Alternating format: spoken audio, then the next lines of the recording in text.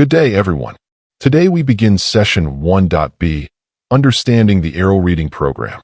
This orientation is important because ARAL is not just another project.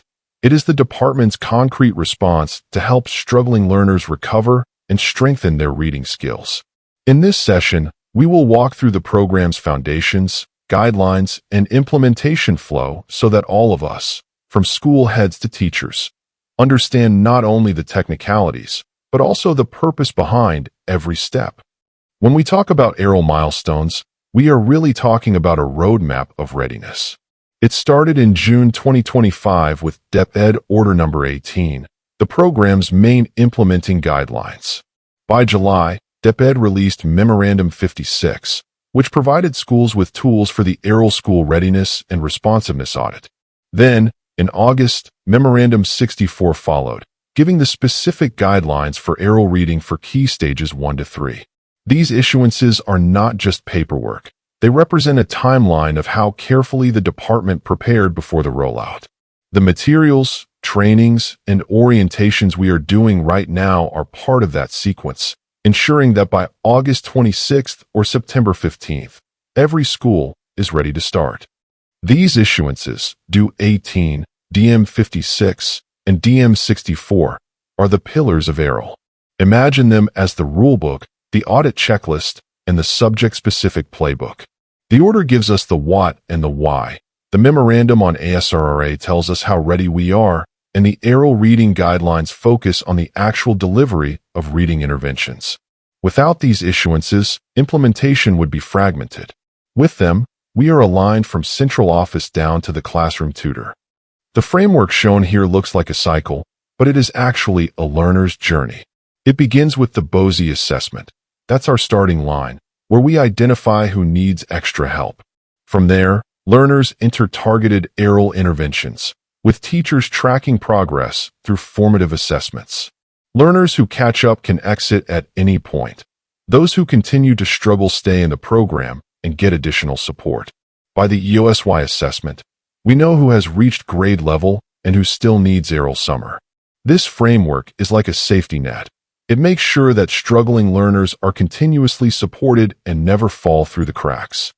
ARAL is not limited to public school learners. Those in private schools who fall below proficiency levels can also benefit, provided they request support, as allowed by RA 12028. But because resources are limited, preference will be given to ESC grantees.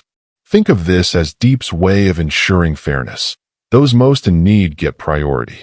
At the same time, learners who reach proficiency during the year can still join supplemental ARAL classes in summer, not as remediation but as enrichment, keeping them engaged and supported. The coverage of ARAL is broad but focused.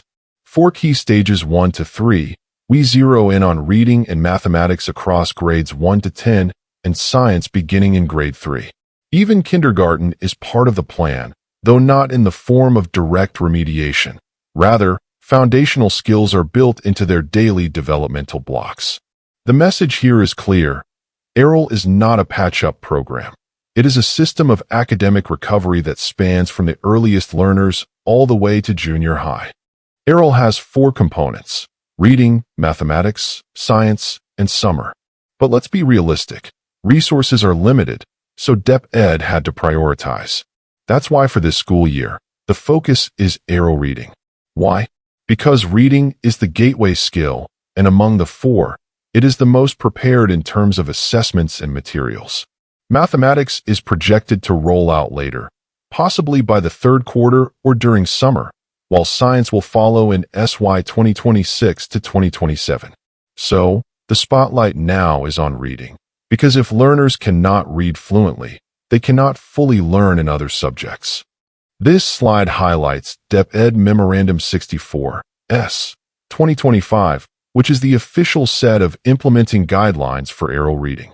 Released last August 1st, this memo details how ARAL will work for key stages 1 to 3. It is like our handbook for reading recovery. Who the beneficiaries are, how learners are assessed, what materials are used, and how sessions are scheduled. It formalizes the commitment of DepEd to prioritize reading in the first wave of ARAL. Now, who gets into ARAL reading? Participation is evidence-based. For Grade 1, we look at the MOSY assessment results under the CRLA. For Grades 2 and 3, we use CRLA BOSY results. For Grades 4 to 10, we rely on the PhilIRI BOSY in English, since that is the mandated medium. From there, learners are categorized. In SY 2025 to 2026, the focus will be on low and high emerging learners in Key Stage 1 and frustration level readers in Key Stages 2 and 3. Schools with enough resources may extend to developing or 2 levels down learners. This ensures the program reaches the most urgent cases while still allowing flexibility. Assessment is not just paperwork. It is the basis for everything in ARAL. That's why schools must ensure that CRLA and PhilIRI results are conducted and uploaded into the dashboard. This is how we identify our target ARAL learners. As for delivery, classes must be small, a maximum of 15 learners, but even fewer is encouraged when possible. Smaller groups mean more attention, more interaction, and more effective remediation. Think of it as intensive care for reading. The smaller the group, the deeper the support. This slide presents the number of ARAL beneficiaries across regions. Data like this is more than statistics. It gives us a clear picture of the urgency in our schools. For example, knowing how many low and high emerging readers exist in a region helps school heads gauge the scale of interventions needed. I encourage you to think of your own schools. How many learners are in need of immediate support? This data is not just for monitoring, but also for planning how to allocate teachers, para-teachers, and resources for ARAL implementation. One important concern is how teachers are supported as they take on ARAL tutorials. For DepEd teachers, the law and policies provide safeguards. Teaching overload pay under the Magna Carta for public school teachers, DBM guidelines, and DO 005, S. 2024, as well as vacation service credits under DO 013, S. 2024. This means our teachers will not only be compensated fairly, but will also be recognized for the additional service they provide. ARAL's success relies on motivated teachers, and this compensation framework helps secure that motivation. Beyond licensed teachers, ARAL welcomes para-teachers and even pre-service teachers to participate. Para-teachers and trained individuals will be paid not less than the minimum daily wage, under contract of service or job order, as per CSADM guidelines. Pre-service teachers, on the other hand, gain relevant teaching experience that counts when applying for plantilla positions. This is a win-win. Learners benefit from added manpower, while aspiring teachers gain valuable professional practice. This slide explains how learners will be grouped, especially in grades 1 to 3, with attention to language of instruction. For grade 1, if the CRLA is in mother tongue or Filipino, tutorial sessions must follow the same. For monolingual classes, mother tongue will be used, while in mixed settings, Filipino becomes the language of support. Notice also that older learners with urgent needs, like grade 6 pupils about to transition to high school, may be grouped into smaller classes for more focused remediation. Flexibility is key here. As long as the number of learners does not exceed 15, schools may adjust according to their context and needs. When we say ARAL classes should be kept small, we mean more than just a number. Small class sizes bring several benefits. First, individualized instruction allows teachers to tailor lessons to each learner's reading gaps. Second, learners get more opportunities to read aloud, interact, and receive feedback. Third, struggling readers gain focused attention, which accelerates progress. Add to this better classroom management, less stress for the teacher, and higher confidence for learners. The result? A more supportive environment where every learner feels seen and guided. The law and policies also allow ARAL sessions to be flexible in terms of modality. Face-to-face remains the recommended approach because the teacher factor is strongest when learners and teachers interact directly. But for high-risk or hard-to-reach areas, modular and video-based options may be used. Schools are free to design their tutorial sessions depending on capacity, whether face-to-face, blended, or shifting to a different modality as part of risk management. The important thing is consistency of support and quality of instruction. Another decision schools need to make is whether ARAL tutorials will be pull-out sessions or add-on programs. Pull-out means temporarily taking learners from regular classes for targeted instruction, while add-on means extending learning time after classes or during weekends. Each strategy has advantages. Pull-out sessions allow immediate remediation, while add-on programs give more time without disrupting core subjects. The choice ultimately depends on resources and context, but what matters most is that learners are not left without support. ARAL reading sessions are designed to be short but focused.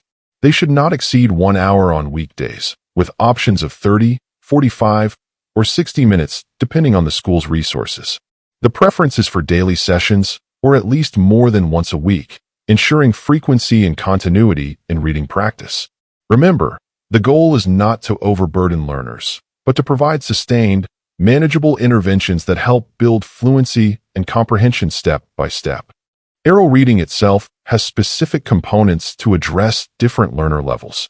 For Key Stage 1, there is ARAL reading that builds foundational skills. For Key Stages 2 and 3, we have ARAL Reading Basic and ARAL Reading Plus. ARAL Basic focuses on building core competencies, while ARAL Plus strengthens fluency, comprehension, and vocabulary. This structure ensures that learners, whether just starting or already developing, receive the right kind of intervention suited to their needs. To put it simply, ARAL Basic is the building block, helping learners master foundational reading skills. ARAL Plus, meanwhile, enriches their ability to read smoothly, understand texts, and expand vocabulary. Together, these programs cover the full spectrum of reading needs, from catching up on the basics to enhancing comprehension. What this tells us is that ARAL is not a one-size-fits-all approach, but a layered system designed to support learners at different stages of reading development. This slide illustrates what the ARAL journey looks like for a Grade 1 learner. It begins with the BOSY assessment using CRLA. Those who score below the minimum proficiency undergo classroom remediation in the first 2 quarters. 2 weeks before the Quarter 2 exam, all Grade 1 pupils take the MOSY assessment, and those identified as low or high emerging are referred to ARAL for an 8-week tutorial. After the sessions, if learners remain emerging, they stay in ARAL. If they improve to developing, they exit and continue with classroom remediation. Those who persist with difficulties may either join ARAL-Summer or be referred for screenings like MFAT to determine if specialized interventions are needed. This journey shows that ARAL is a continuous support system, not a one-time intervention. For Grade